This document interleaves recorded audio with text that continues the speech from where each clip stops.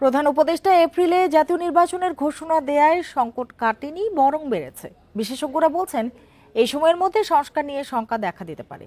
April মাস নির্বাচনের জন্য আদর্শ নয়, দ্রুত সময়ের মধ্যে শাসন কাঠামো ইস্যুতে সব রাজনৈতিক দলের ঐক্যমত্যে পৌঁছানো জরুরি বলছেন বিশেষজ্ঞরা।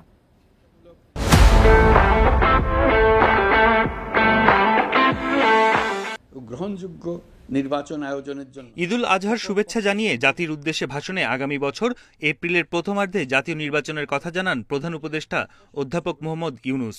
আগামী জাতীয় নির্বাচন 2026 সালের এপ্রিলের প্রথমার্ধের যে কোনো একটি দিনে অনুষ্ঠিত হবে। এরপর থেকেই সম্ভাব্য সময় নিয়ে রাজনৈতিক অঙ্গনে দেখা দিয়েছে মিশ্র প্রতিক্রিয়া। ডিসেম্বর বা জানুয়ারির মধ্যে নির্বাচনের বিষয়ে অনড় বিএনপি। এই বিষয়ে আমাদের প্রতিক্রিয়া হচ্ছে যে জাতির প্রত্যাশা পূরণ হয়নি। বিশেষজ্ঞদের ধারণা, নির্বাচনের দাবিতে আন্দোলন করে খুব একটা সুফল মিলবে না, বরং এই সময়ের মধ্যে অমীমাংসিত বিষয়গুলোর সমাধান করা দরকার। সংস্কার কার্যকর করা নিয়েও উদ্বিগ্ন বিশেষজ্ঞরা। এই নির্বাচন তো শেষ নির্বাচন না, আপনাকে তাহলে নির্বাচন কমিশনকে একটা স্বাধীন শক্তিশালী প্রতিষ্ঠান হিসেবে দাঁড় করাতে হবে।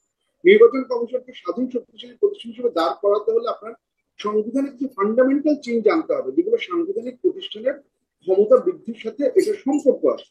তাহলে আপনার হচ্ছে গিয়ে আপনি তো এই প্রয়োজনীয় সংস্কার করে ফেলবেন, এইটা তো আসলে খুব গ্রহণযোগ্য ব্যাখ্যা হতে পারে না। এপ্রিল মাস নির্বাচনের জন্য উপযুক্ত নয় মন্তব্য করে আরেক বিশেষজ্ঞ বলছেন, ঘোষিত সম্ভাব্য সময় সংকট আরও বাড়িয়েছে। ফেব্রুয়ারির মধ্যে নির্বাচন করা সম্ভব বলেও মনে করেন বিশেষজ্ঞরা।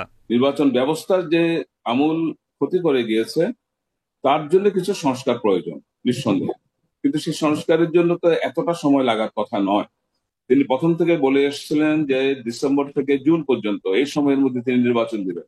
উনি যদি ডিসেম্বরের মধ্যে তার সংস্কার কাজ, নির্বাচন কেন্দ্রিক সংস্কার কাজ শেষ করতে পারেন, তাহলে জানুয়ারিতে তিনি নির্বাচন দিয়ে দিতে পারেন, ম্যাক্সিমাম ফেব্রুয়ারির মাঝামাঝির মধ্যেও নির্বাচন দিতে পারেন, এবং আমি আশা করব তিনি জিনিসটা বিবেচনা করবেন।